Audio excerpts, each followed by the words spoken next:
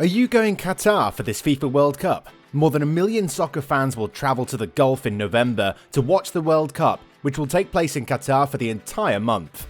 Since this will be the first World Cup ever held in the Middle East, cultural and religious norms may differ from those at previous tournaments. If you're interested in learning more about the items that will be prohibited from being brought into the stadium by spectators 2022 FIFA World Cup, then stay tuned for the next few minutes. Hello and welcome to Goalside. In today's video, we bring to you the 9 insanely shocking things that are banned for fans in Qatar World Cup. If you like the video, don't forget to give it a thumbs up, subscribe to the channel and turn on the post notifications. So without wasting any time, let's dive right into the video. As customary with all World Cup events, the rules and customs of the home country are enforced by FIFA and the World Cup for all players and fans travelling to the country for the biggest showcase on planet Earth. Typically that would be fine, but not so much in a country like Qatar. Let's begin with our list. Number 1. Alcohol. Alcohol is supplied in restaurants that have been granted a license and in many hotels located all throughout the country. According to the organisers, alcohol will also be made available in fan zones during particular periods of the day. It's possible that the price of alcohol sold in fan zones will be lower than that of hotels. Also, there will probably be an exchange of local cash for tokens that can be used to purchase alcoholic beverages. It is illegal to bring alcoholic beverages into the country. Because alcohol can only be purchased from specialty stores for consumption within one's own home by residents, fans will not be permitted to consume alcoholic beverages outside of authorized locations. Beer will be made available to fans after 6:30 p.m. in fan zones, and before and after matches in the 8 stadium compounds during the duration of the World Cup, as the state recently announced that they will relax some of the restrictions that they have placed on the purchase of alcohol during the tournament. However, alcoholic beverages will not be sold or served within the stadiums during the actual games themselves.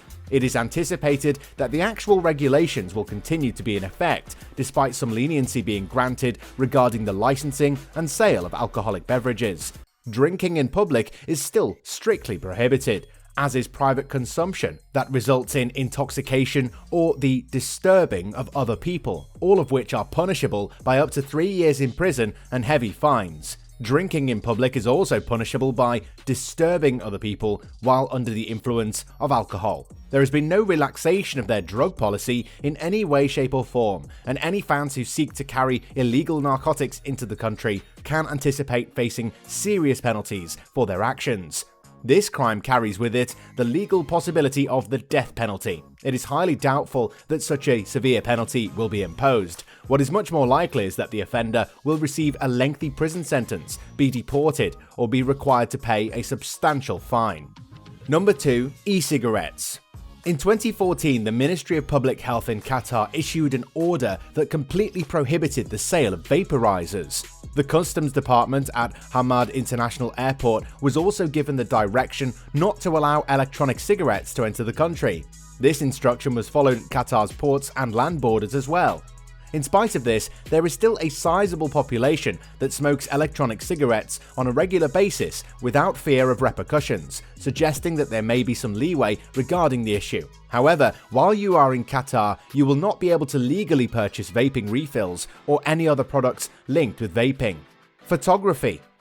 The rigorous guidelines that Qatar has in place regarding photography and privacy could prove difficult to enforce, given the large number of fans who post about their experiences on social media. Fans were asked by the event's organisers to demonstrate common courtesy by requesting permission from others before photographing or filming them. Fans need to be informed that taking photographs within government structures, such as offices, military camps, or industrial regions, is against the law. Number 3. Clothing. Because of the large number of people who will be visiting Qatar for the World Cup, adhering to the country's customs could prove to be one of the most difficult problems. Although bathing suits can be worn on hotel beaches and in hotel pools, tourists are asked to cover their shoulders and knees when in public venues like museums and government offices. It is against the rules to take off your shirt inside of a stadium, which is ironic considering that many modern air-conditioned stadiums are built to keep the temperature comfortable for spectators. Although the average temperature for the month of November is around 26 degrees Celsius, the high temperature could reach the mid-30s. Number 4. COVID-19. It is not necessary to get vaccinated in order to travel to Qatar. However, anyone attending the World Cup who is 6 years old or older is needed to show proof of a negative coronavirus test upon arrival at the airport before departing. If you are taking an official negative rapid antigen test, the result must be obtained no more than 24 hours before departure time. Alternatively, a PCR test result must be less than 48 hours old before departure. There will be no tolerance for self-evaluation.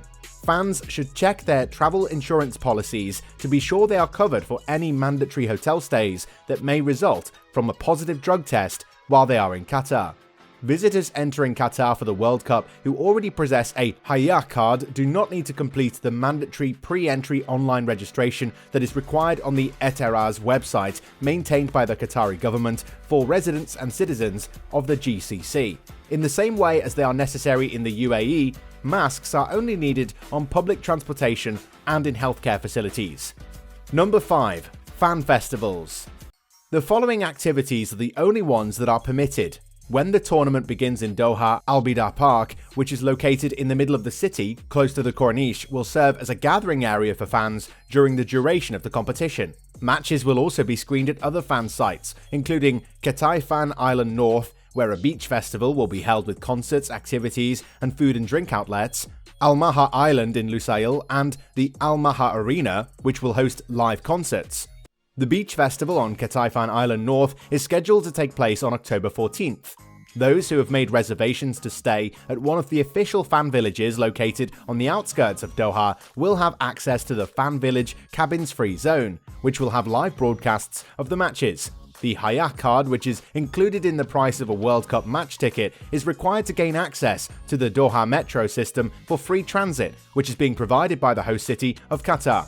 Within an hour's drive of the city centre of Doha, each of the 8 stadiums that will stage a total of 64 matches can be found. Number 7. Hayya card.